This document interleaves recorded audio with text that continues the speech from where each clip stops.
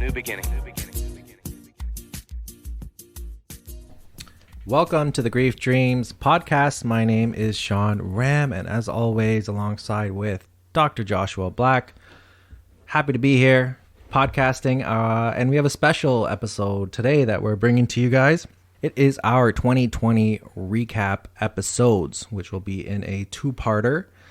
And I know, you guys love hearing these special ones. We take clips from our episodes throughout 2020. Usually a lot of them are some of the dreams that people have had or would like to have. And, some other ones sprinkled in. Some other favorite, sections of the episodes. And yeah, it's exciting to be here. And again, thanks for coming along with us on this wonderful journey. I hope 2020 has been good for you. I know it's been a hard year for all of us, and just want to say thank you so much again for listening to us and allowing us into your homes and into your ears and into your hearts, hopefully. But yeah, Dr. Black, how has 2020 been for us in the Grief Dreams podcast world?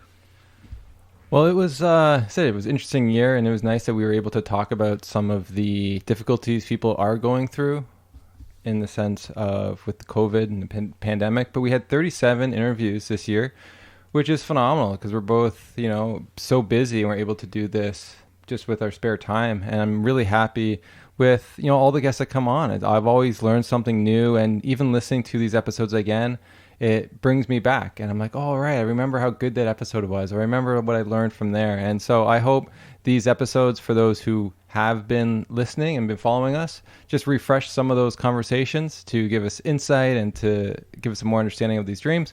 But if you're new to the podcast, I hope you can learn or be able to look back on maybe an episode that maybe you connected with that we sort of talk about. You go back and you listen to the whole episode. And I think that's one of the reasons why I also like this, where you don't have to just gander, because we have over 180 some episodes. You don't have to go through all of them. You can listen to this and see who you connect with, and then go back and listen to that person.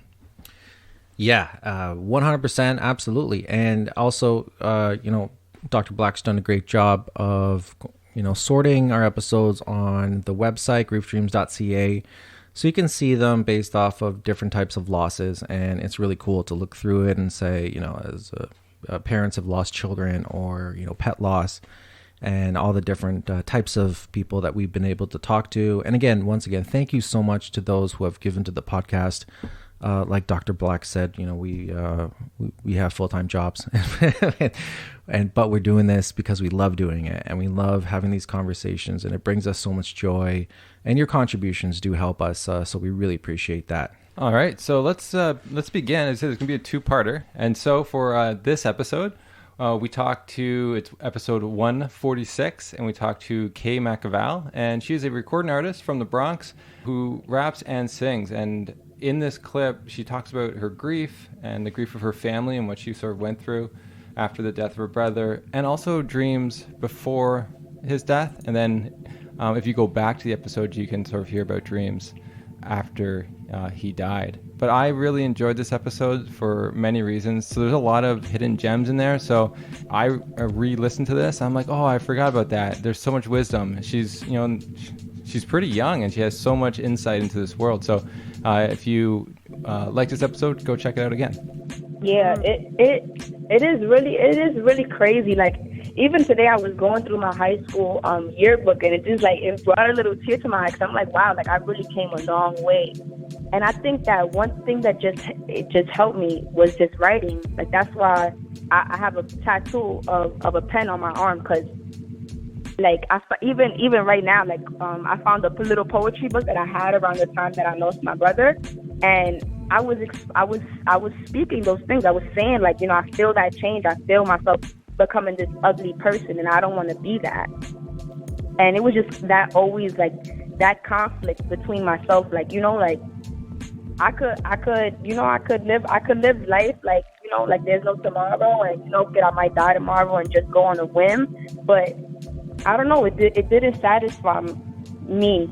But I think I did have a lot of support.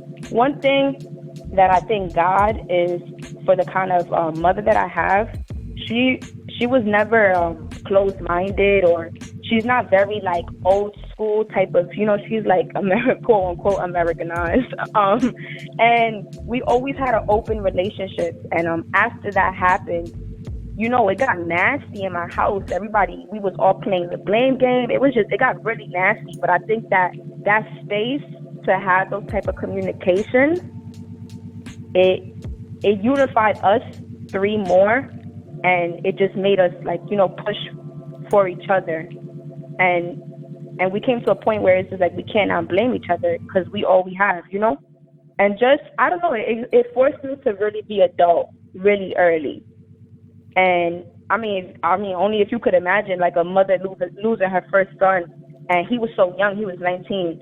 My mother like checked out completely. Like it was almost like me and my other brother didn't have a parent.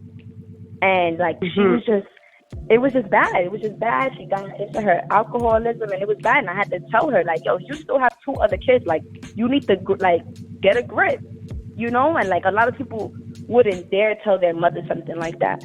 But that for her, it triggered something and it woke her up, And even though she still went through her stuff after that, but it kind of like, it brought us together. It was more like I support you at the end of the day. Like we going through this together. Nobody knows what it feels like to lose that person, Because I mean, granted, another person could lose a brother, but that person, like his name was Louis Gonzalez. Nobody's gonna know what that feels like to lose him, but my mom and my brother.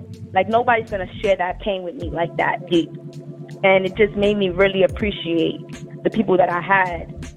Yeah. Wow, it brought a tear to my eye in the sense of just the struggle, and you can never explain the struggle as much as you can say as many words as you want. You never fully explain what you went through, but I'm glad you had some tools to communicate your feelings. And as you said, like grief's a wild thing, and when we don't know how to communicate our feelings, it can, we rub people the wrong way, and we have arguments, and right, or even you internalize it. You internalize those things that you don't say out loud, and then now you're self-sabotaging yourself. You're becoming detrimental to yourself. And another thing that I wanted to share, and which I was so like interested with this Grief Dreams podcast, was because the crazy part about losing my brother was about, I want to say like 2 years prior to that happening, I had this reoccurring dream.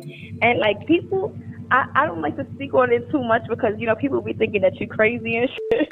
But like, I really pay attention to my dreams. Like I really pay attention. Like the metaphors, it would just really, my dream just tells me a lot of stuff. And 2 years prior to me losing my brother, I kept having this reoccurring dream with me in the yard of my middle school crying, and I didn't know why I was crying. Like I was just crying. I didn't know why I was crying. And in the dream, his girlfriend, his ex-girlfriend, would come to me, and it would always be her in this reoccurring dream. And she's like, yo, I'm so sorry for your loss. And at that moment, I just knew that she was talking about my brother. And that would just be the reoccurring dream that I would have. Like I remember having those dreams and then going and laying with him in his bed, like scared, like, like, oh shit, like I just had, like, and just I kept having it. And like being Did you ever older tell him now, that? no. So you always kept. No, I didn't want to speak it out loud because I just didn't want to. Of course. Like, I didn't even want to like jinx it. I didn't want to say. I didn't even want to think about it. I just, and come to think about it, like, even now, that's kind of like whatever universe, whatever power. That's almost like somebody preparing me for what was going to come.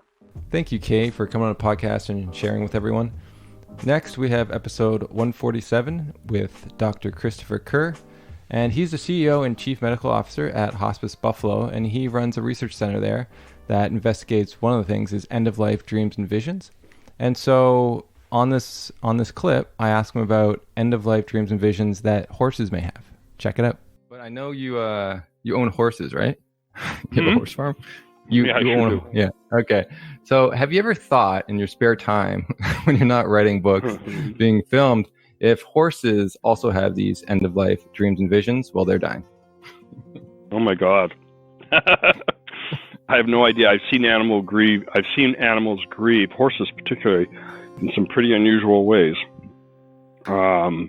So yeah, I don't know what to do.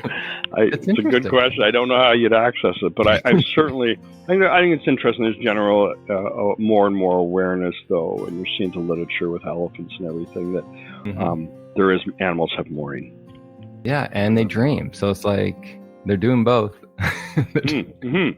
So you'd think if it's the same across different species. Yeah, I had a horse one time that was raised by a pony. He was a hot horse from a racetrack, and a older pony was brought into his life because they often can help sue the horse out.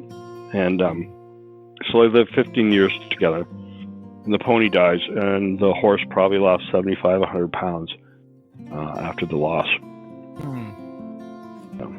Aww.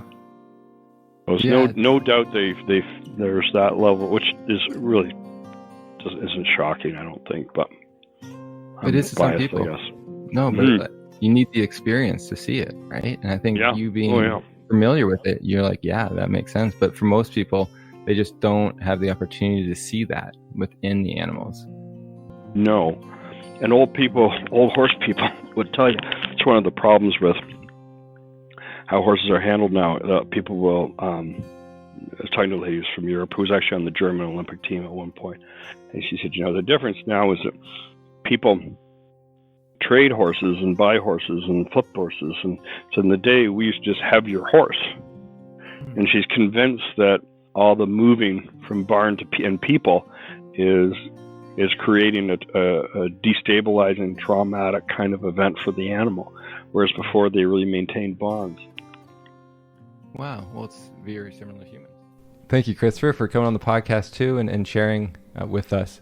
So the next episode is 148 with Dr. Sarah Neustatter, and she's a licensed psychologist. And what's interesting about this clip is that she shares dreams about the death of her boyfriend and how she honored those dreams that she had. So this dream was more of like a snippet kind of a dream. So I was in this like old-fashioned movie theater, like up in the balcony watching a film. And I like bent down and was looking at the floor, and I caught a picture of the image of my hand, and then, my former boyfriend's hand. And I just saw our hands, and we both had these matching diamond bands on. And the diamond bands, they were like a band of diamonds that went all around. And I saw his hand, and then I saw my hand, and then I woke up and I was like, wow, I think I need to go get that ring. Like, he's wearing that ring on the other side, and I want to have a ring like that. And I didn't even know, I'm not really a person that's into diamonds or anything, so I had to look up like what that diamond ring was. So it's a band of rings, and it's called an eternity band. And so the image, like just the name eternity felt potent to me. It felt like we were sort of bonded in this very romantic way. And so I started this quest to find this eternity band, like the one from the dream. And so I looked at different jewelry shops, and I went to different flea markets. And one day I was walking in our town in Mountain View, and I saw a sale sign at this jewelry store that I hadn't gone into. And so I walked in and I asked them if they had any eternity bands. And they showed me a couple, but they didn't have anything in my size. I wanted it on the middle finger. But they said they had one in the back. And so when they went to get it, they brought it to me, and it was definitely the one from the dream. So I started telling them why I was looking for it. It was, Valentine's Day was approaching, and I said I wanted to buy this as a gift to myself because my boyfriend had died.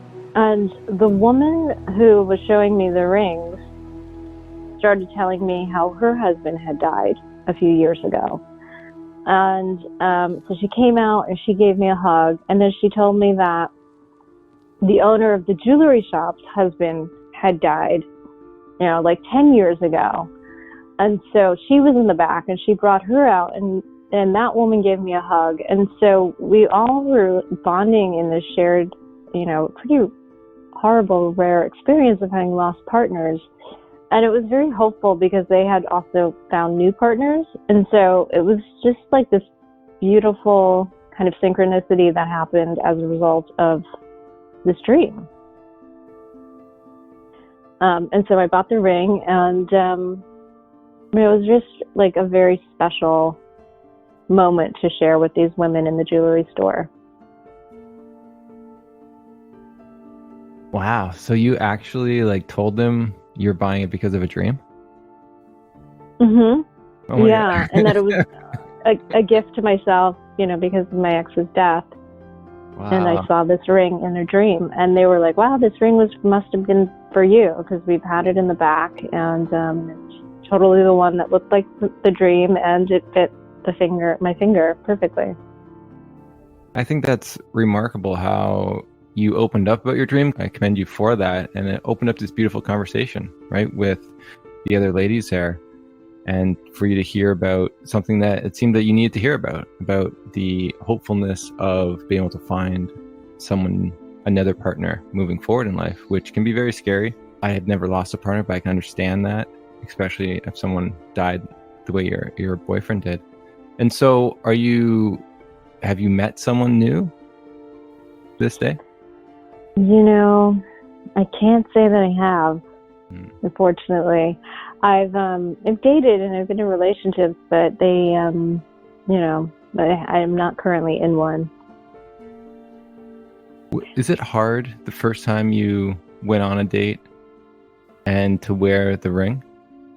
Well, yes, it was hard to go the first time I went on a date. It took me about 3.5 years till I was able to do that. But I don't think I wore the ring on the date. And so I don't wear it on my ring finger. I wear it on the middle finger. And nobody, I don't wear it all the time, but nobody has asked me what it was about. So I never had to explain it. But yes, dating was definitely hard afterwards. Oh, that's so interesting. No one's mentioned it or asked. And you're right. I think a tattoo, people ask, because it's right there. But jewelry, yeah, it's not something that I think is commonly. A necklace, maybe. Wow, that is interesting. Do you want people to ask about it? I do have a tattoo that I got in memory of him. And so when people see the tattoo, I like people to ask me why or what it's about.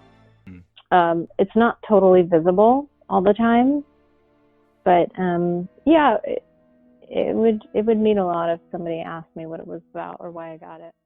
Thank you, Sarah, for coming on the podcast and sharing with us. It takes a lot of courage to do that, and I really appreciate it. Next, we have from episode 149, Janet Lopez, and she has a lot of experience in the grief world and is an author as well. And again, we like to ask our favorite question of what dream would you like to have of somebody who's passed? And here's her answer. So I'm curious if you could have one dream tonight of someone who's died. It could be your grandmother, or it could be someone else, a celebrity. Who would you want to dream of, and what would that look like? Well, I probably want to dream. I had two answers right away because when you said celebrity, and at first I thought about my dad, but then I thought about John Lennon. So, I think because John Lennon was such an expressive artist and had so much wisdom in such a small space of words and images that, to me, that's the quintessential form. When there's a lyric that says so much behind it without having to say more than what it is, I love that aspect of expressing, whether it's through writing or photography, that there's one thing that can mean so much, and I think John Lennon is that guy. That's pretty cool. And so how would you want it to all play out? Would you want him to sing, or? Oh, that would be awesome. Okay. But I think serenade you? It's just serenade you. It would be nice to sit next to him at the piano and just not have to say anything and just have him be who he is and do what he does, with his magical knowing and his magical expression and his magical way to connect at such a deep level. That's cool. I like that. And music touches us in different ways. And so to be able to just embrace that, that'd be a really cool dream. I really hope you have that. And I want to I want to say too, you're not the only one who's had, Paul McCartney actually had a dream of John Lennon. And it's actually, I posted it on the Grief Dreams website under Dreams and Pop Culture. He went on the Late Show and talked about these dreams he has of him. So yeah, if you're into John Lennon, you probably like to hear those dreams that Paul McCartney had. I will go look at that. Yes. No, yeah, that's a beautiful dream. I like it a lot, and I like what you said about music. And you're absolutely right. There's sometimes a chorus or a line that just touches you and hits you, and you could be driving or doing something, and you'll stop, and it'll take you back to a place or an emotion. And that's the beauty of music. It is a soundtrack to our lives. Thank you, Jana, for sharing your story. And here on episode 150, we have Andrea Wilson Woods, who is an author. And what's interesting about this episode, she really talks about her life and her loss with her sister and caring for her sister, that she actually became her legal guardian. So it's also her daughter. And so it's very fascinating to hear that story. And so this is a clip of her answering what dream she wants to have, if she could, of her sister. The very first thing that popped into my mind is music. So Adrienne and I had very different musical taste, and I didn't really appreciate her taste in music until after she died, and I started listening to all of it. And I still don't, I'm sorry, Adrienne, I still don't love Jane's Addiction the way she did, or really any of those bands from the 90s that she loves so much. But I really did fall in love with Queen after she died, and Queen was one of her all-time favorite bands. So if I could have a dream tonight, it would be that she and I are at a Queen concert with Freddie Mercury singing. I mean, because who else should sing? And that would be amazing. Like, that would be if I could program my brain to have that dream, that would be so much fun to have. Did you want her in that blue dress again? No, like I envision her the way she was before cancer, and I wouldn't let her dye her hair until she turned 14, and then she dyed it like every color under the sun. And so, it was red, it was blue, it was purple. And so I kind of picture her with that hair, but she always kept her hair like in a very specific haircut. She had very thick hair, and so it was always kind of a blunt cut with these blunt bangs. And I kind of picture her in her, dark clothes, and there's going to be some blue somewhere because she loved blue so much. And she was taller than I am, and kind of picture that. So yeah, I think that sounds fun. Incredible. That sounds like a party. And I know, doesn't it sound like a party? Yeah, to be able to, and I would imagine, I'm not a parent, but I would imagine parents always would probably strive to be not only a parent but also a friend. And you obviously were able to kind of play those roles. So, I could just see you guys having fun at a concert with, all the amazing Queen songs. We don't get to be a friend, really. Well, some parents do, but for me, you really don't get to be that friend until they grow up. And so we were sort of beginning those stages. Yeah. We were getting there, but we weren't quite there yet. And I was really looking forward to it. Thank you, Andrea, for coming on the podcast. Really appreciate it. And we've had two celebrity dreams or dreams people want to have of celebrities. And next we have a grief dream of an actual celebrity, Ram Dass. And we have Becky Odd Jennison sharing that dream, and she appears on episode 151. Check it out. I think it's a good time to mention, too, that you're a fan of Ram Dass. And I remember, I think I found you. I don't know if I found you this way or not. But after his death, I was looking at hashtags of, I think, Ram Dass. And I was grieving I was pretty emotional, probably for 2 or 3 days afterwards. And I was wondering, like, would I have a dream? And never did. And then I wonder if anyone else had a dream. And you posted a dream, like the moment I thought to myself, I wonder if anyone else had a dream. And then I saw your post. I thought that was really interesting. So I wonder if you could talk a little about how you found Ram Dass and then also your dream of him. Sure, yeah. So Ram Dass has just been in my awareness for many, many years. And I'm probably the best way, I'm just very eclectic in any practice or any belief system. So whatever I'm pulled to that resonates in my heart, I kind of glom onto, and his work is just beautiful. And if you haven't gotten, for listeners, I've got it sitting here. If you haven't gotten his book, Walking Each Other Home, I highly recommend getting it. Anybody listening here is obviously has an interest in death and dying, and I've given it as a gift to people that are going through something with a loved one. But for myself, it's beautiful. It's beautiful art. It's beautiful comfort. But just everything basically that Ram Dass has ever put out has very much resonated in my heart. And I had his book, and I've had some other readings of his. And recently, I mean, we don't have to be, it's not that I'm a psychic. We all know that Ram Dass was getting very elderly, and post-stroke was seeming to be a bit frail. And so I and many other people, I think, had it in the back of our minds, like, how long is this going to go?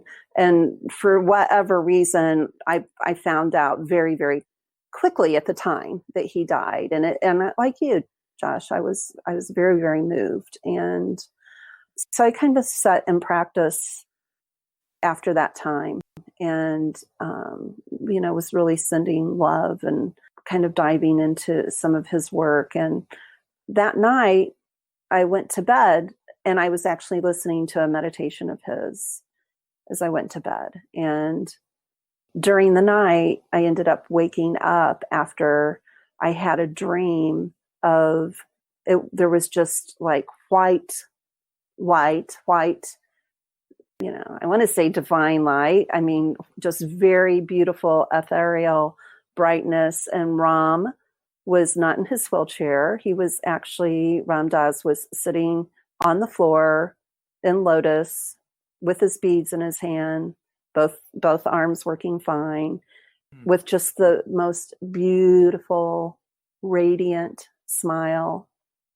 And there was just a knowing, like it was almost as if I was standing in front of him, but he was more at my level. But there was just this knowing that there's volumes of people behind me. I was right before him, but I felt as I woke up then, it was this feeling of how many people had this dream at exactly the same time.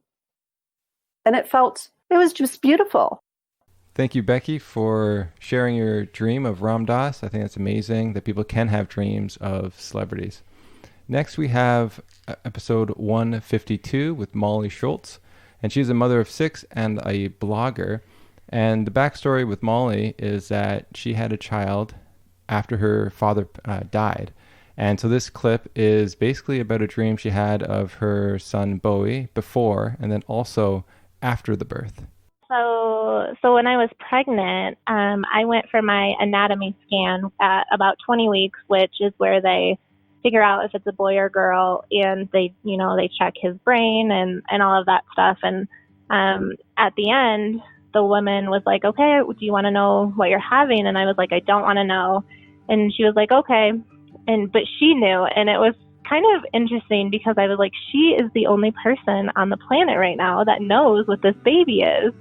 And but I went home that night and I was talking to Tim, and I was like, should we find out? Like, I don't know if it's worth waiting anymore. And he's like, we'll talk about it, tomorrow, just sleep on it. And that night I had a dream, and my dad came to me, and we were kind of like in a white room, and he appeared and he was walking towards me, and I just kept focusing on his face because that's what I usually have done in the other dreams is, study his face, make sure you don't forget what he looks like. And so I was just focusing completely on him, and I wasn't noticing anything else. And then all of a sudden, as he got closer, I noticed that he was holding a baby, and the baby was wrapped in a light blue blanket. and I couldn't see the baby's face. I just saw the blanket, and we looked at each other, and he smiled at me, but we never spoke. We never said anything to each other. We just kept staring at each other and smiling and looking down at this baby wrapped in a blanket and looking back at each other and smiling more. And then I woke up, and I kind of knew in that moment that it was going to be a boy. Wow, that's so wild. You ruined the surprise. Oh, that's so crazy. I think it's so interesting, though. If it was a girl, it would have really ruined that dream, you know? I know. But because it's a boy, it makes it like that dream actually, more powerful. Who knows? It might have made her come to terms with having a girl if it came in a dream like that. I think that's so crazy, going through the pregnancy, thinking about it, having a conversation that night with your husband about maybe wanting to know about the gender and then having the dream. Like, that's too much of a coincidence there. That's crazy. Yeah, it's way too much of a coincidence. And yeah, I mean, I think if it was a girl, I kind of would have been just like, okay, I'm just meant to be, a girl mom and one boy and stuff. But I don't know, like I felt like after I woke up, like my dad is sending a brother for Easton, because that's all Easton has wanted, is someone to share a room with, because all of his sisters share a room with each other. And so for him, I was like, he's getting a brother. Like, this is crazy. But then, the rest of the pregnancy, it's like, oh, it's probably a girl. Oh, maybe it's a boy. I mean, I just kept going back and forth anyway. So, yeah. Here's that question. As Easton gets older, do you see your dad in him? I do. They both had, my father had a really goofy personality, and Easton is very much like that. And so I see little quirks of my father in Easton a lot. The biggest difference between the two is my dad was very athletic, and Easton is way more into like robotics and stuff like that. So that's a little different, but I mean, personality-wise, they're very similar. That's so cool. Yeah. It is cool. Yeah, like I don't know if I've heard of something. I think I have heard of dreams like this before, or sometimes the deceased will tell the person that they're even pregnant before they know. So I think it's kind of cool that you as much as you want it to be a secret, there was this moment where you got a chance to know. And I always find that fascinating, because it makes me sit in the mystery of life and like, what's going on here? And you'd think the body would maybe know, in a way. So I can see that coming through. But yeah, it's did you tell anyone about that? Because I know you're trying to keep it a secret, right? Everything a secret. Did you tell anyone that you had that dream, or did you keep that more or less hidden? I told Tim, because I woke up the next morning and I was like, I don't want to know anymore. And he kind of was like, what changed your mind? And I was like, oh, my dad just came to me in a dream and told me what it is. And then I told my best friend too. So she knew as well, because she believes in all of that kind of stuff too. And so she was like, oh, it's for sure a boy. And so yeah, Tim, I think Tim was still kind of like, what? It could still be a girl, and because he has 4 girls. It's impossible for him to understand too that it could be a boy. He has to see it. He's just preparing for the likelihood of having another girl, and I can totally understand that. Yeah, but yeah, that definitely pushed him, because I remember you're saying, like, I don't know, in the last podcast you're talking about, like, I'm not sure, like, what he believes about the dreams and stuff. But I think like having that dream and sharing it can help people understand maybe a little more of the significance of these dreams, or how powerful these dreams can be in someone's life. So I think that's I'm glad you shared it with him. Yeah, definitely. He gets a kick out of my beliefs and stuff. But when I talk to him about my dad and dreams, he's very much more like, okay, I understand. I can see that and stuff. So. I love it. And then you mentioned you had another dream to us. And what was the other dream? So this was around Christmas, because my birthday is on Christmas Eve. And so I always get signs from my dad, around my birthday and stuff. But this one was probably a couple days before my birthday. And in the dream, I was at my childhood home, which I haven't been to since, I don't know, I was 18 or 19.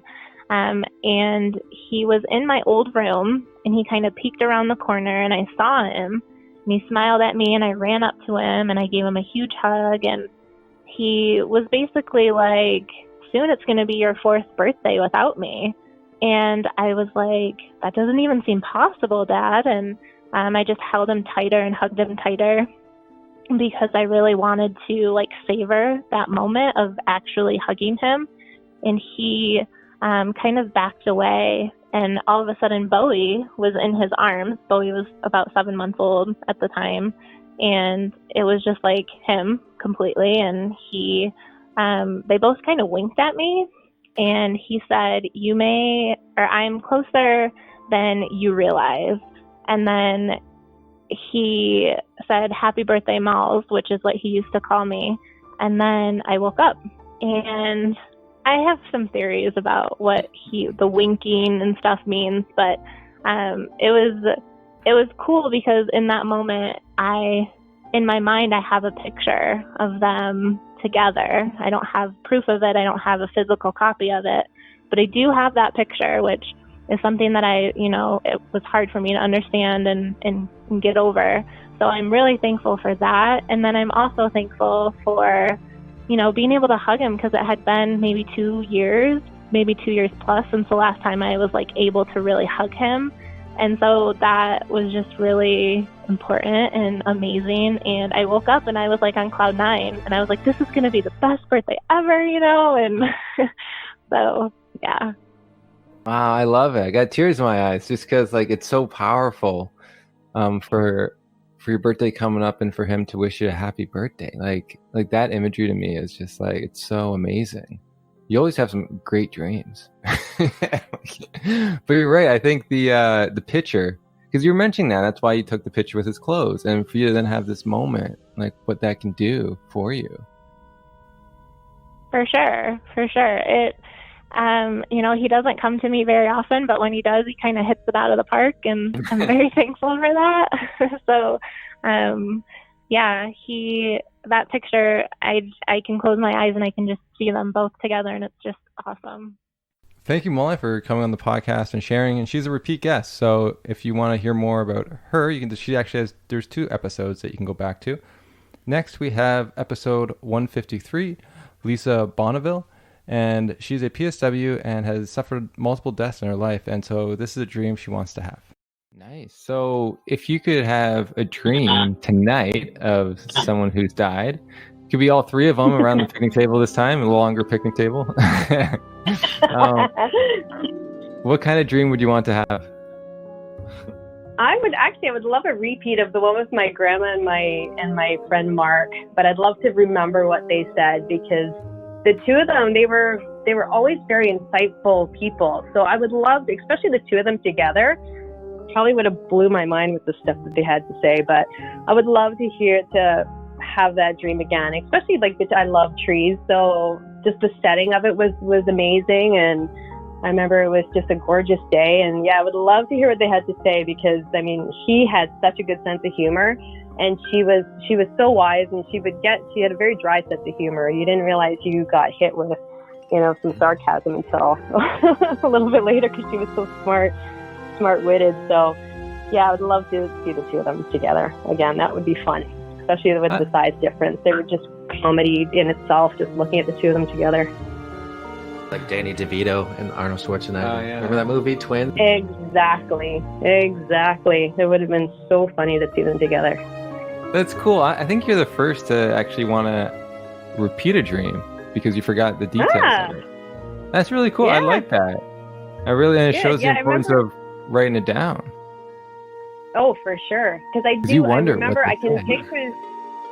can picture the scene in my head. I remember the trees and the picnic. I can picture it in my head, but I can't for the life remember what was said. And I do remember we had a conversation, but I don't remember at all what was said in the conversation. So I would love to have that dream again and mentally record that conversation or write it down, because the 2 of them were very, I could talk to the 2 of them for hours and hours. So I would love to hear what they have to say. Yeah, when was that dream? So it'd be kind of interesting to know, like, on your journey, where do you remember when you had that dream? Was it like after the divorce? Was it after the death doula thing? Like, do you remember when it came? Good question. I think it was after or shortly, actually, it could have been when we were separating, and definitely way before the doula thing. So yeah, I think it was like, because I was not sleeping. I mean, it was all going through all that. It's just awful. You don't sleep much and stuff. So I do remember, I'm pretty sure that's when it was. It was when we were separating, and it was just kind of chaos in my head. So, and I think I remember it. That's why I love that dream, because it was around that time. The words of wisdom would probably, or conversations would have been something to do with that, you'd think, right? Yeah, probably. Knowing the two of them. Mind. Yeah, that's interesting. Yeah, they would have told me what to do for sure. Yeah, because it would have brought you a lot of peace, and that's what you're seeking at that time, and some answers also. Oh, very much so. Yeah, I did everything I could to find any sort of answers, because I mean, when you're going through that, it's such a hard thing. You just want some sort of direction and where to go and what to do, and so yeah, they would have helped with that for sure. Thank you, Lisa, for sharing your story with us. Really appreciate having a longtime listener on the podcast and getting involved with us. Next, we have with us Dr. Sharon Prentice, and she is a psychotherapist and spiritual counselor, and she talks about a grief dream that she had of her daughter. In the beginning, right after her death, I would have the usual, just dreams. And dreams, were always, I never really paid that much attention to them. And then I had one dream where I could see her, and I want to say it was a playground. Okay, and I was actually swinging her, but in the next moment, she was in like a stroller, and I was looking down at her face, and she was looking up at mine, and reaching up and touching my cheek. That stayed with me forever, but I can't even begin to tell you what that did to me emotionally. It was beyond heartbreaking, because I could see her touching my face, and I would wake up crying, just sobbing. All right, thank you, Sharon, for coming on the podcast. It was great being able to share those moments with you. And next on the podcast is episode 155, Lisa Kefauver, and she is the founder and CEO of Reimagining Grief and hosts her own podcast on grief too. So in this clip, she actually discusses a series of dreams that she had of her deceased husband, and it's very interesting to notice how they change over time. I'm trying to think of when they started, but I want to say within the first weeks. I mean, now it feels a little, you guys know, the fog of early grief is something. I feel like days and weeks and months passed, and I didn't even understand, what day it was. But the dreams that started in the beginning were exactly the same every time. It was really eerie. So I would go to sleep, and I would be somewhere. And by the way, it might be important to note, of course, this was my husband who died. So then I was going back to sleep in the bed that we had shared for our entire relationship and marriage. And so there was something very beautiful, but also painful about being in that same space without him there. So I'm sure that set me up to have some dreams in some ways, in addition to just grief dreams. And you, of course, are the expert at that. But so the dreams were the same pretty much every time. I would be standing somewhere in our house, and Eric would walk in, and we would look at each other and smile and cry and hug and say, oh my God, it's just all been a really terrible mistake. And we would hug and laugh even and cry and just be like staring at each other. And then slowly we both would be starting to look at each other and realize, oh, actually it isn't a mistake. You are really dead, and this is a dream. And so within my dream, I would have the realization that I was dreaming and that he really was dead. And then I would actually wake up and realize all over again that he was dead and I had lost him.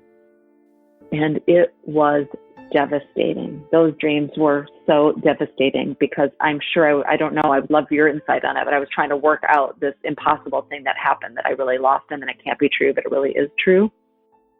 but it meant I was basically having to like lose him. Oh, every time I had that dream, I lost him twice over each time. Yeah, you're not the only one having those types of dreams. And it's interesting because being lucid in that moment changed the dream. You know, like if you just would have had the dream, oh, it was all a mistake, a hug, you may have, you know, of course, grieved when you woke up, but maybe not as intensely because you had those moments where it was just that positive interaction. But because you noticed it was a dream, then all of a sudden you had this crushing weight in the dream, then that carries forward also as you wake up. But yeah, it definitely, you see that especially in the beginning of people's dreams when they're dealing with loss. They're trying to figure out first how the person's in the dream, but also you get those aspects where it's reminding you that the death is real. And you know, there's probably it must be doing some sort of grief work, you know, because you're thinking about your brain's doing and working through your loss while it's sleeping. And so these moments, I'm guessing, is trying to help you process the reality of it all. Right. It all seems so impossible, you know, now with this, and I'd love to tell you about some of my other dreams because they transformed over the course of the last 8 years and become much more pleasant. I look forward to them. I wish I had more of them, but I think that work that I was doing that you were talking about exactly, which was like something, you know, it was so incomprehensible what happened, even though I was there. I was physically with him when he took his last breath. But I think when something like so incomprehensible happens, our brain is just like trying to work it out and trying to like crack open whatever shell it can in your brain to be like, no, this really did happen. This isn't a mistake. And it seems like that's what the cycle of my dream was like, just an effort to keep kind of chipping away at helping me somehow, my psyche, my consciousness, my subconsciousness, to understand that no, he's really gone. Yeah. So what was your other dreams that came afterwards? So those happened off and on, and I'm trying to remember when I had the last one of those. I haven't had that particular dream in a long time, thankfully. Then then they started to vary a little bit more and definitely got less frequent. But then I had a dream. I think I wrote about this on Reimagining Grief a couple months ago. It might have even been one of the posts that allowed us to meet each other. Was we were also again in a house. I don't know if it was that house, but we were together indoors and we saw each other, and he looked, and I've changed a lot, my looks over the last 8 years, but he still looked, you know, the Eric that he was. And I looked some semblance of what I looked like back then. And he knew that he was dead. No, excuse me. I knew he was dead, but I was so happy to see him. And I was, talking with him, and we were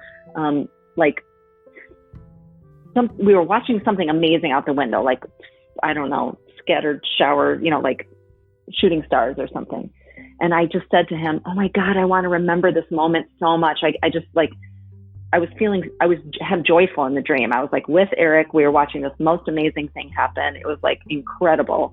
And I just remember saying out loud to him, like, I really want to remember this moment, because I knew he was dead and this was a dream, but I still felt so good, and I felt good in his presence. And I was like, oh, I just really want to remember this moment. And he's like, you'll remember it. And he's like, don't worry, I'll help you remember. Because Eric, by the way, was always our memory keeper. He was the one who had a great memory for everything, and I don't. And then I realized in my dream, he didn't know he was dead. And then in my dream, I had to tell him, babe, you can't remind me because you're gone. And then I woke up. And it was differently devastating than the other one. But there was that moment of joy, and I could be with him in my dream, even though I knew he was dead, but it was okay. But then there was sort of the heartbreak of having to tell him that he was gone. And I had kind of varying versions of that dream for a while. And then my most recent dreams are my absolute favorite, and I wish I would have them more. I'm going to ask you later for tips on if we can actually bring these dreams to us. And these have happened, honestly, when I've had kind of some difficult, like, relationship issues in my life currently or whatever over the last couple of years. And we show up again. I don't know why we're always indoors, but anyhow, indoors, and we're sitting on a couch and we're talking to each other, and he knows he's dead and I know he's dead.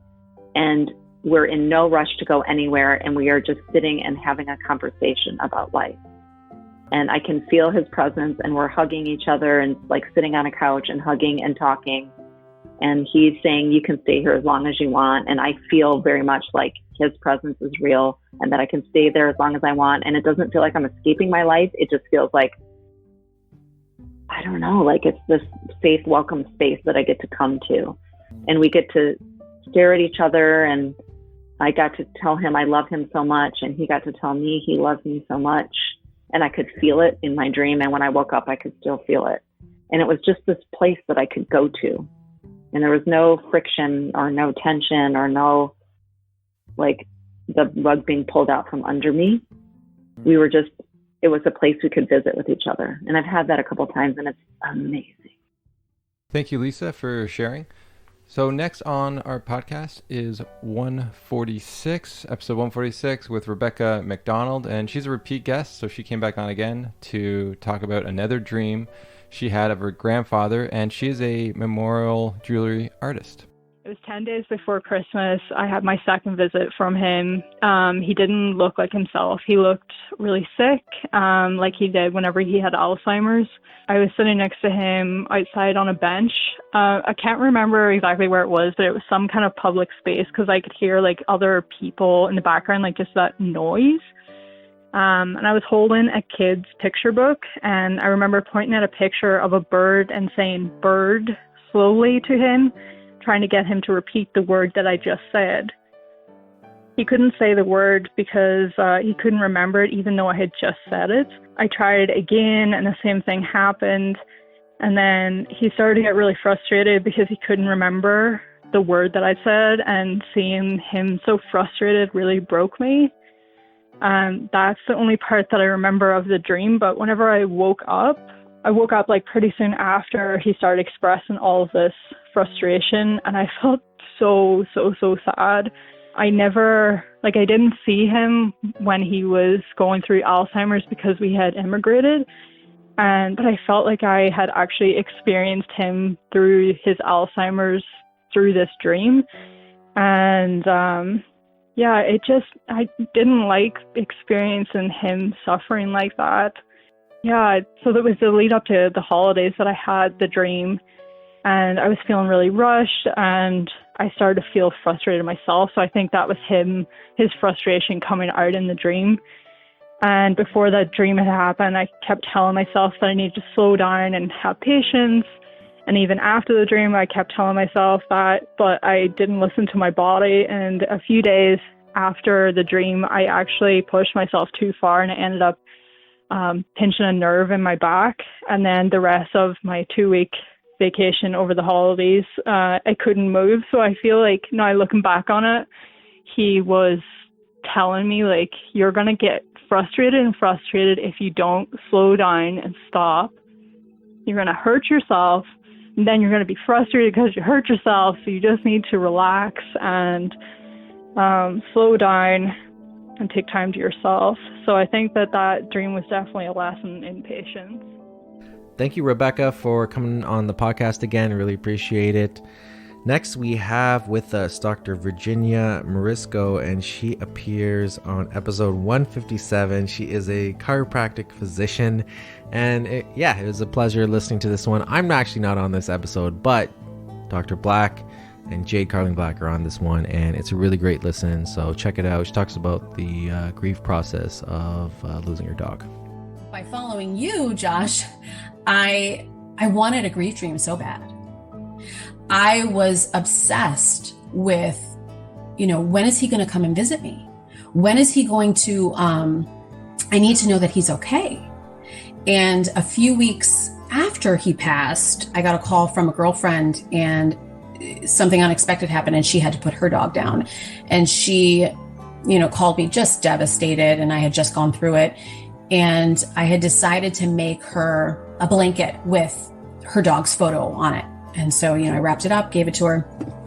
And she texted me the next day after she got it. She was obviously very grateful. And the next day she said, I dreamt of him last night. And I was so jealous.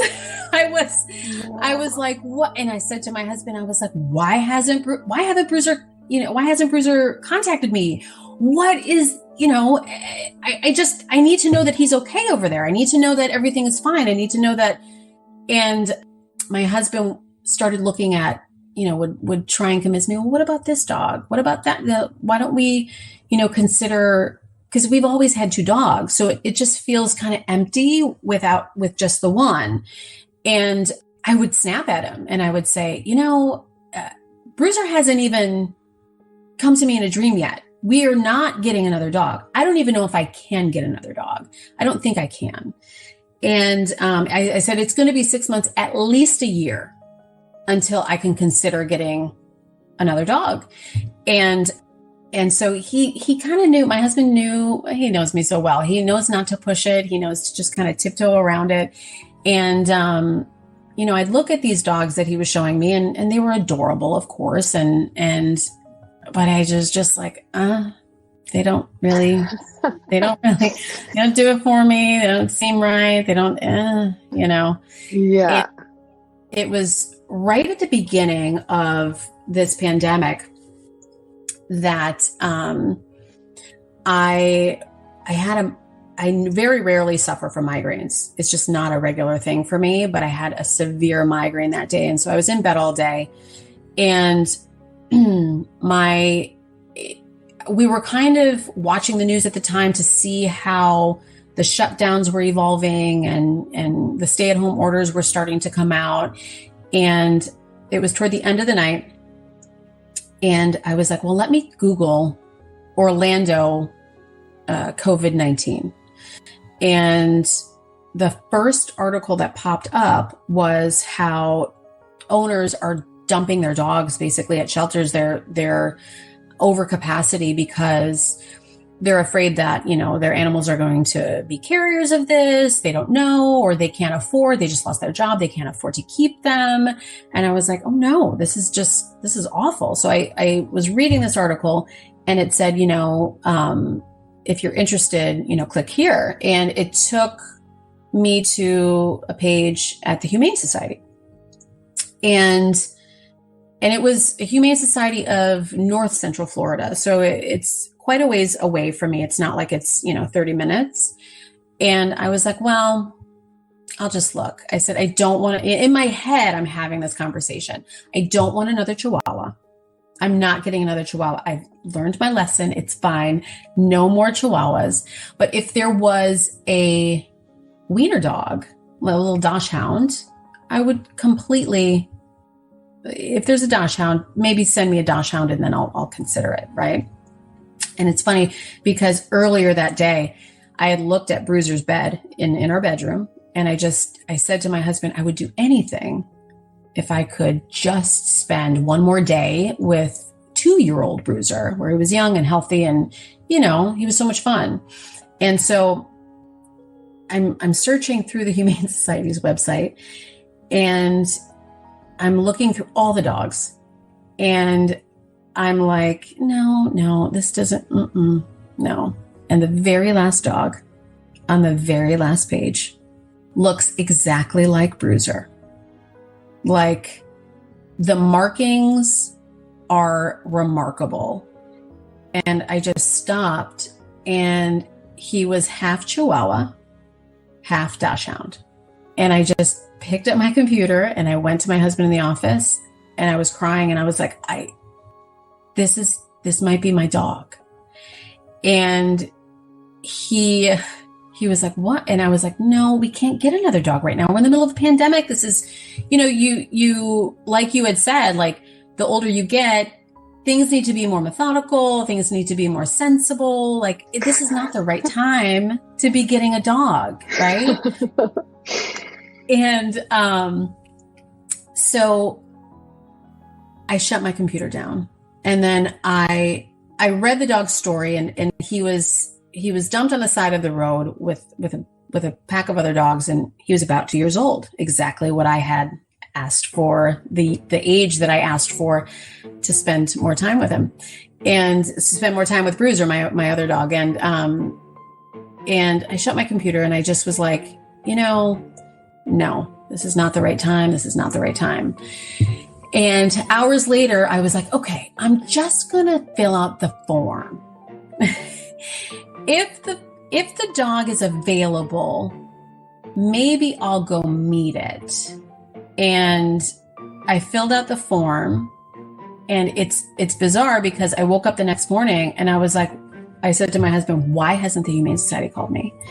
And he was like, you need to calm down. We're like, they're probably shut down. They're in the middle of a pandemic. And I'm like, well, this might be my dog. Like I need them to call me.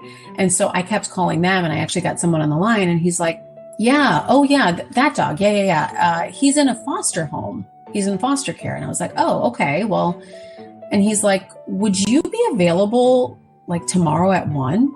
Because ironically, the foster parent is going to bring another dog that they're fostering up. And I was like, yes, absolutely. I'll go ahead and I'll drive down and meet the dog.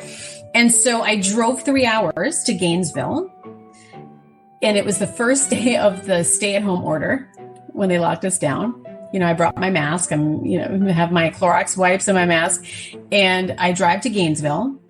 And before I could even meet the dog, I just turned to the foster mom and I was like, where do I pay? And he was my dog. And it's bizarre because it was one of those moments, one of those intuition moments, one of those gut feelings, one of those things that we were talking about before, where it's like, if you're open to listening to a sign, if you're open to listening to whatever the universe is sending you at the moment, and stop thinking with your sensible brain, then some things can go open up for you that are just really remarkable. So, long story short, I ended up adopting the dog, drove home with him that day. We named him Wally after the Disney character. And now he's our dog. And that dog, that night, we went for a long walk with both of our dogs and our son, and we go for a walk every night. And there was an overwhelmingly like I had a feeling, did I make the wrong decision? Like Jade, like you'd said, like, am I making the right decision? Did I make the wrong decision? What if, this isn't the right time? We don't know what's going to happen with work, and we don't know what's going to happen with how long are we going to stay home? And my husband was like, you just need to calm down. And I was like, well, I need a sign. I need some sort of a sign. And that night I dreamt of Bruiser, my little dog that died. And the dream was Bruiser was in my right hand, and they're like identical dogs, by the way. Bruiser was in my right hand and Wally was in my left hand. And I was walking around like, this is how it should be. These are my dogs. So I woke up and I knew that this new dog, basically Bruiser sent me another little dog to watch over me. There's no doubt in my mind that the way that this unfolded is how it was meant to be. And because he couldn't be here to watch over me, he had to send another little, my husband actually jokes. He's like, Bruiser was such a narcissist that of course he sent another dog that looks exactly like him to watch over you. So yeah, I couldn't dream of him until I got the new dog. Thank you, Virginia, for sharing. Next on our podcast, we have Chelsea Rushton from episode 158. She's a technical writer and an artist, and here she talks about a dream she had, or a couple dreams she had of her mom. In the earliest days after her death, the dreams would always be of me seeing my mom in perfect health, radiant happiness, and I could see her, but she couldn't see me. And I would be like trying to connect with her, but there would be like the glass wall or like a bubble or something, and she just like wouldn't know that I was there. But I was able to see her like returned to, I kind of want to say like a perfected state, like just my mom at her best, which of course was very sad for me to process in the moment. Like I would wake up and like I would have such a strong image of my like perfect, beautiful, happy mom, and then have to come to the realization over again that she was dead. But mostly, like, even though there's sadness there, it was really nice to just be greeted by those images of her. Like, I really felt like those dreams were being delivered from her to me so that she could just reassure me, like, hey, I'm okay now.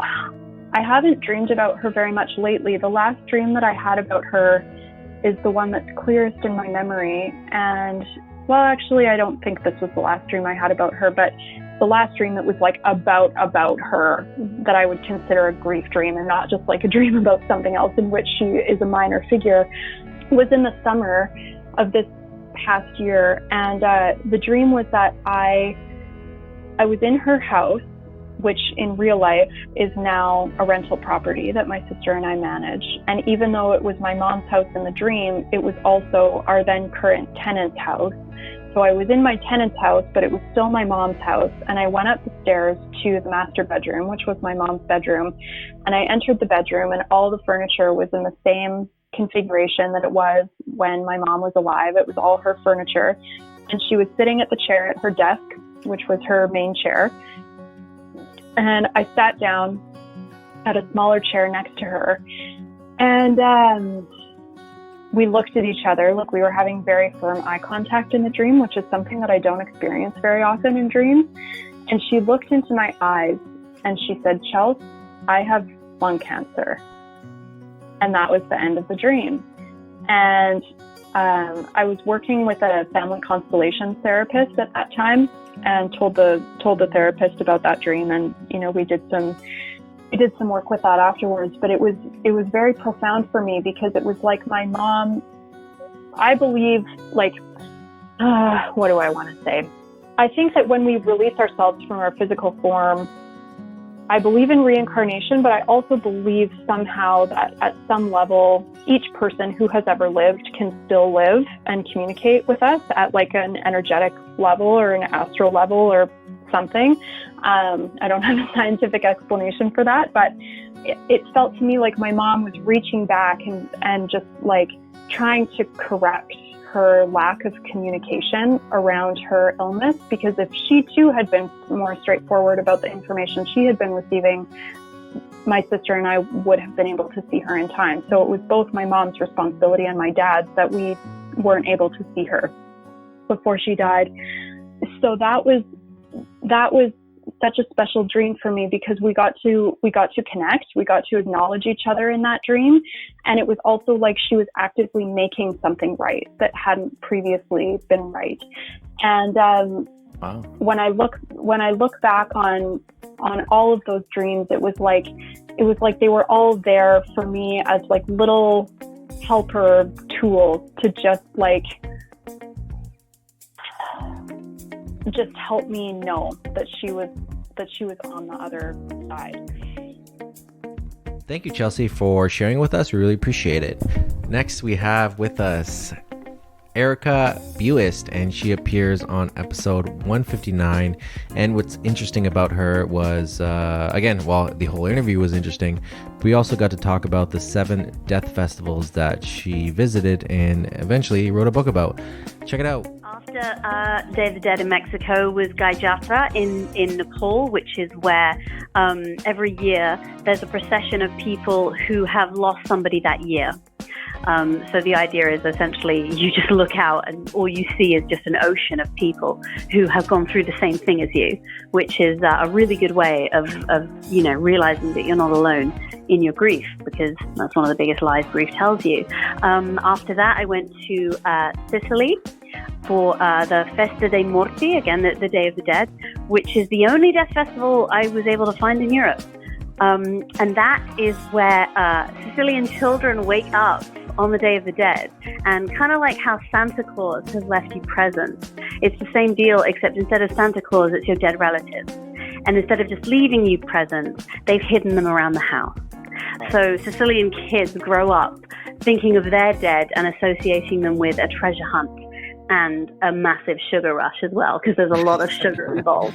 And so I was just so jealous when, thinking about my youth, where every time you mentioned someone who died, you had to go silent and look at the floor. And I was like, you got a treasure hunt? Oh my gosh. So after that, So the Chinese death festival called Qingming, which is where people will go. It's called tomb sweeping day. Basically, they will go and like sweep the, clean the tombs and then sort of go out and enjoy life. I actually didn't go to China for that. I went to Thailand because my father is married to a woman who is half Thai, half Chinese, and they celebrate this every year. So that was kind of nice. I got to go and celebrate that one with family. And then after Thailand was Japan. Which is a festival called Obon, which is a little bit like Day of the Dead in that they believe that the spirits come back to visit, but they're there for a whole week. And in Kyoto, they actually have this amazing goodbye ceremony for them. Kyoto is surrounded by mountains on three sides, and they light these enormous bonfires for them because they think that that is how the spirits will sort of hitch a ride back to heaven. And that was incredible and very emotional, actually. And then I went to Madagascar, which is where every 5 to 7 years, families will get together and they will actually dig up their dead relatives from the family too. And then they'll wrap them in a fresh shroud and then lift them up on their shoulders and dance around with them. And that's when I got hit in the head by a corpse. I just felt this knock in the back of my head and just turned around and they were like, oh, sorry. And I thought, of course I got hit in the head by a corpse. But at some point, that was always going to happen, I guess. I didn't even check if I was kicked or headbutted. And the final death festival also involved corpses, but this was even stronger because they weren't wrapped in a shroud. This was in Tanah Toraja, which is an area of Indonesia, a very remote area. And they will exhume their relatives from the tomb, and they will dress them in new clothes and give them, they'll give them new jewelry. They take lots of pictures with them. Then they'll walk them around the village. They will FaceTime relatives who couldn't make it. And essentially it's called Manene, which basically means hanging out with grandma. So I got to meet quite a lot of dead people. And one of the most astonishing things about that is how quickly it becomes ordinary to just be hanging out with some dead people. And probably the most incredible moment of that for me, I was just sort of filming. Everyone's filming, everyone's taking pictures. It's a big part of the festival. And I sort of hit record on this video of this woman sitting next to her grandmother who'd been dead for 4 years. And she just sort of looked at her and noticed something on her hair, and she just sort of brushed the dust out of her hair. And it was this incredible moment of love that I was not expecting to see. And I shared it on Twitter with some trepidation, slightly worried what people would say. And the outpouring of love was just unbelievable. People said, this is so beautiful. I wish I could see my grandmother again. And I was not expecting that in the West, to get people calling a corpse and someone's obvious love for it beautiful. Thank you, Erica, for coming on the podcast. It was interesting to learn about all those different death festivals around the world. All right, next on the podcast, we have episode 160, John Deesh, and he's an author and worked in different movies and TV shows that focus on fly fishing. And so here he talks about a dream he wants to have of his brother.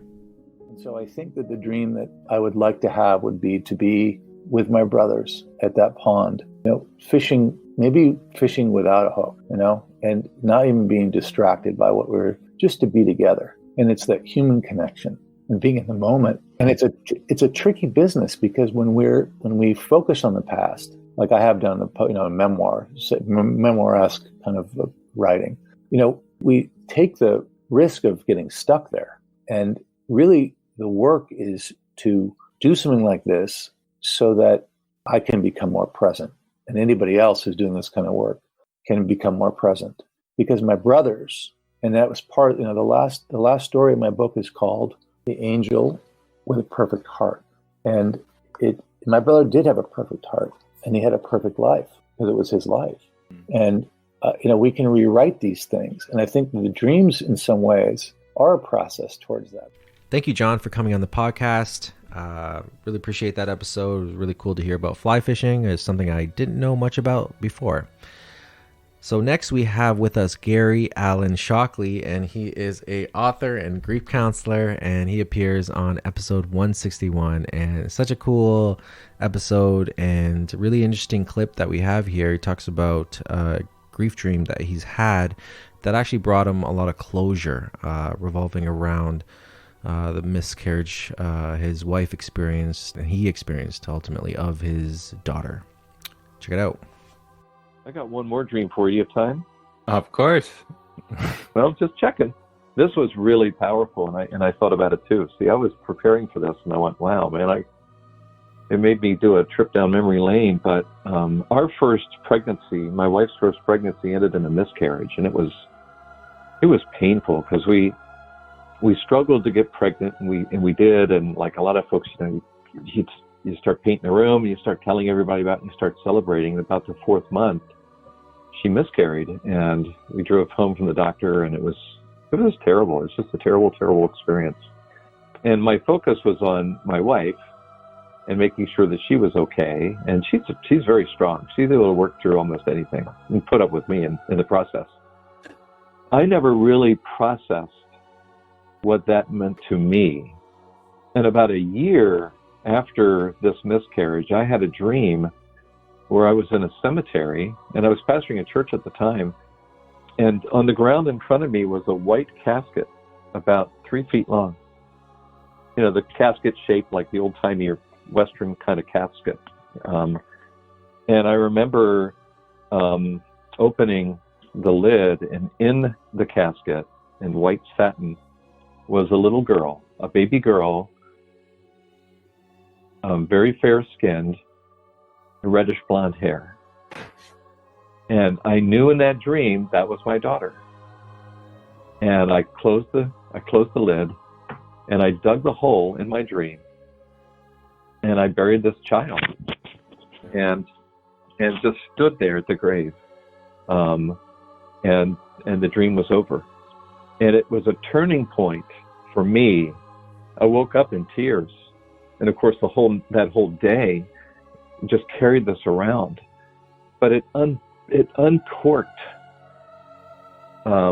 something in me that allowed me finally to begin to grieve and to process the grief that I've been carrying and had not expressed in one form or another. And that image, gosh, is just indelibly marked on my mind of that child. That was just so powerful and so healing for me.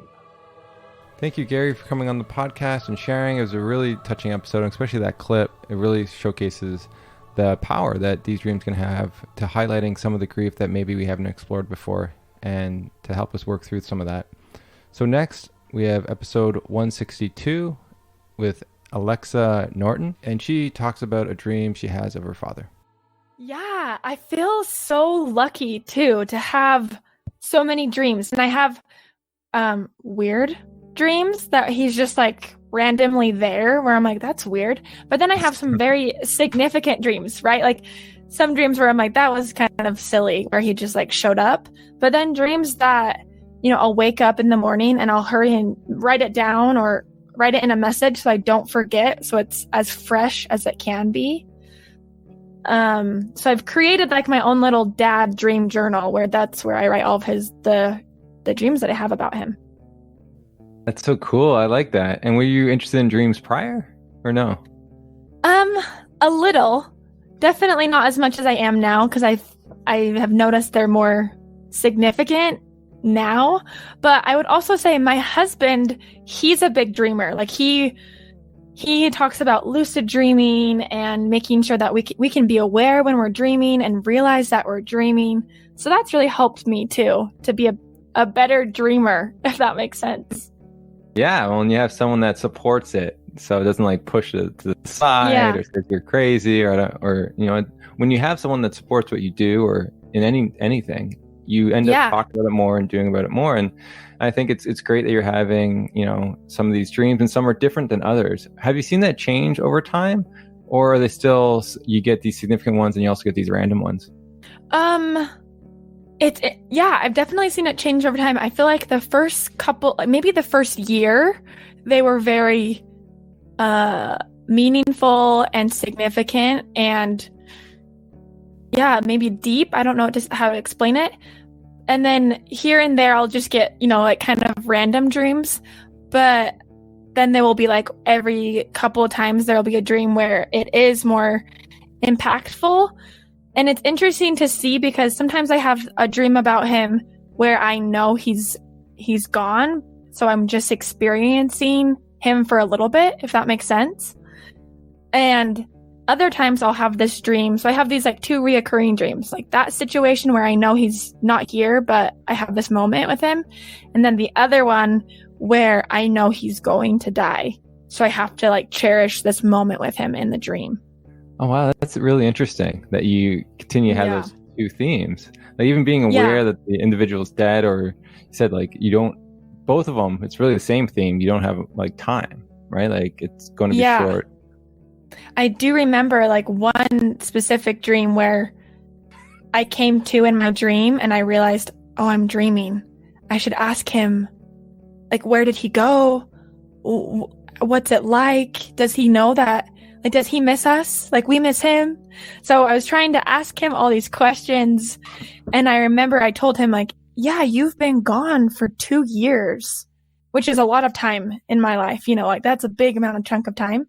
And I remember he said back to me in my dream, oh, that's like, really? It's been that long? Like, he was shocked in my dream. Like, really? Wow. It's no time at all. Thank you, Alexa, for sharing with us. Next, we have from episode 163, Jane Edberg, and she is an author and blogger. And I really enjoyed this episode. Some really visual, artistic expression from Jane. Check it out. So I had a dream that was very, I call it a not a dream because it was so phenomenally real that it was almost more real than life itself. It was a very strange experience, but the gist of it is that in the dream I came to a house and I knew it was his house in some respects, but I wasn't perfectly sure. And everything was very white. The house was painted white. I went inside, all the walls were white, furniture's white, everything was very white. It was really sort of a pleasant experience. It was sort of like this calm place, even though I had a feeling that he might be around. And at some point, he came into a room I was standing in.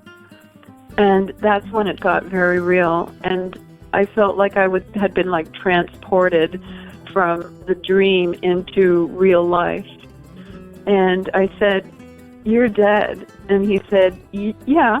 And then he walked up to me and he goes, "But you could still touch me." And I did.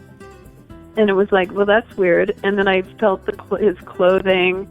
And I was in this state of like, this is all real. And it's not making any sense, but it is because it's real. This is real right now. And I get to just be real with him right now.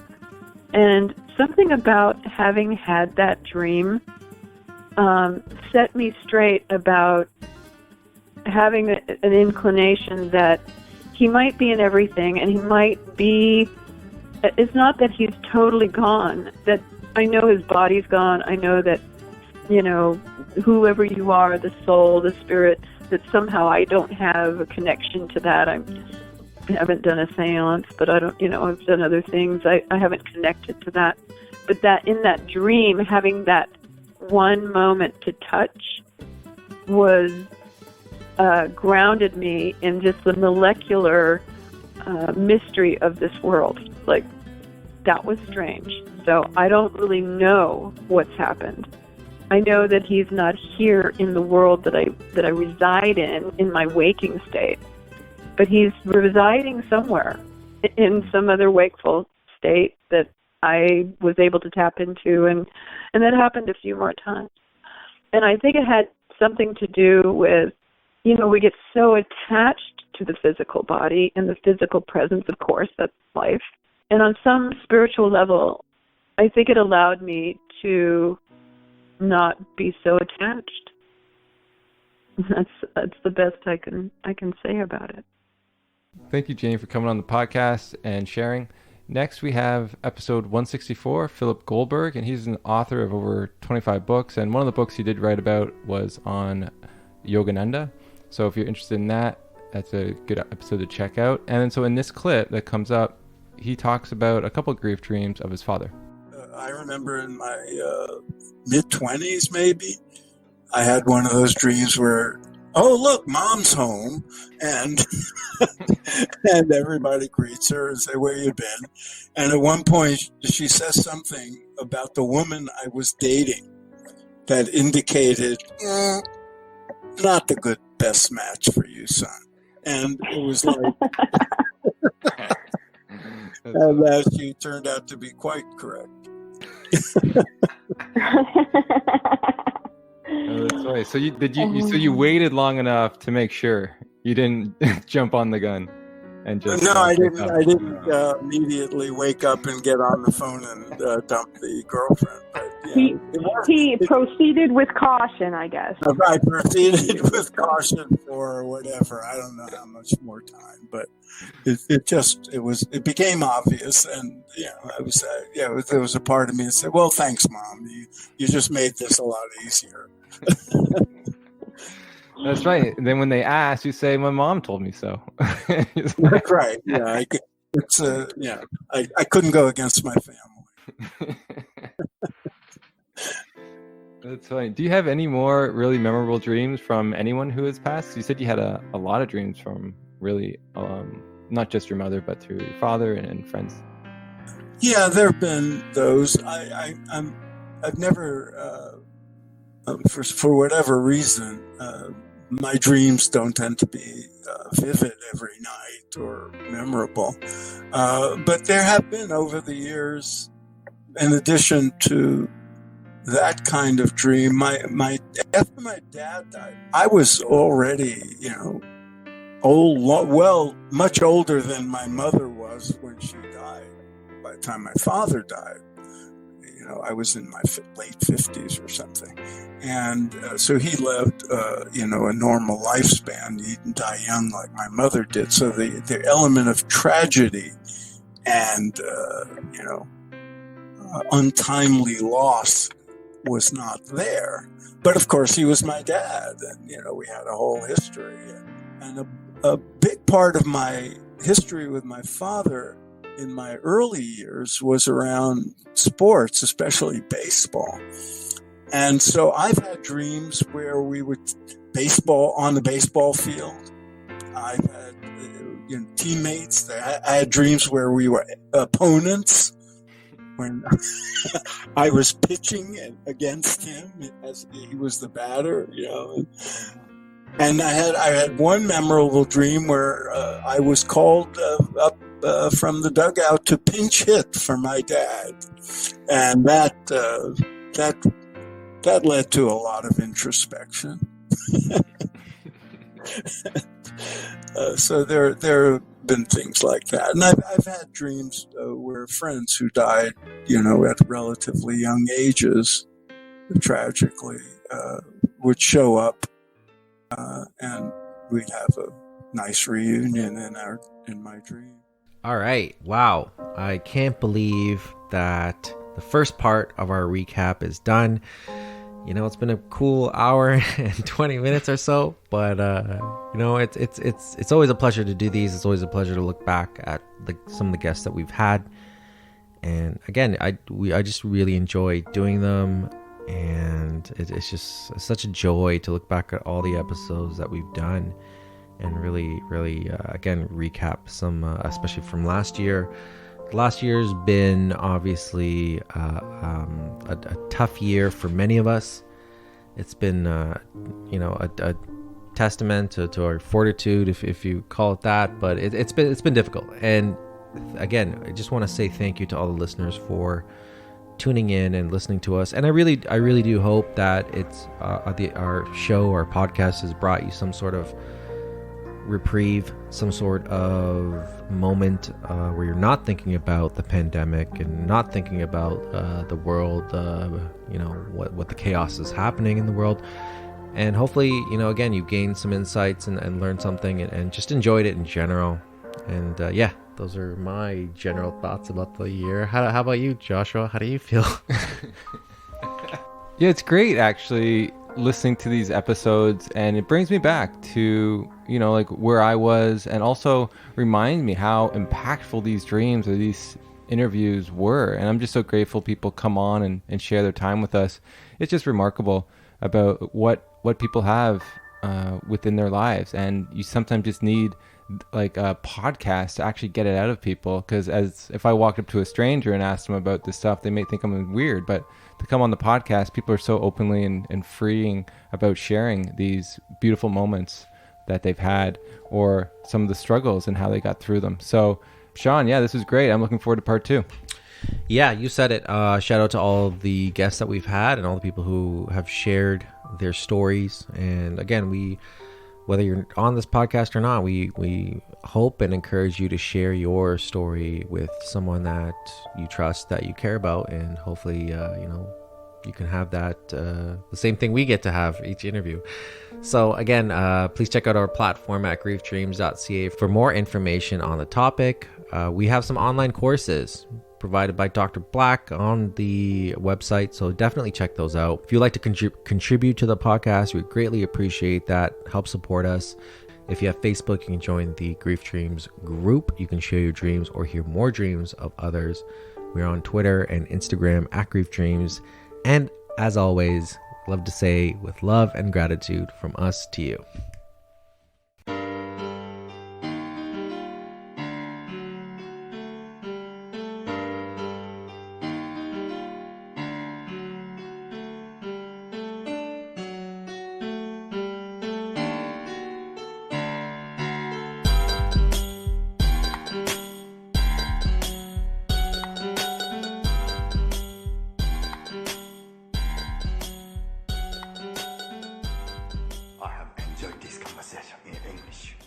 I have questions. I have introduced myself. You have introduced yourself. This is a very good conversation.